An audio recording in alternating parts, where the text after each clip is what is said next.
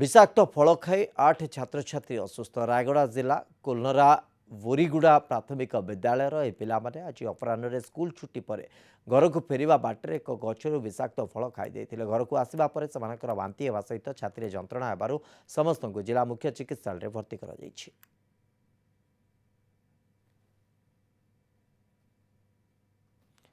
एभली एक अभावनीय घटना देखा मिली। पिलामाने स्कूल रू फेरिबा बेले ये से विष फल आप देखुं जहाँ पिलामाने खाई परवर्ती समय से असुस्थ अनुभव कर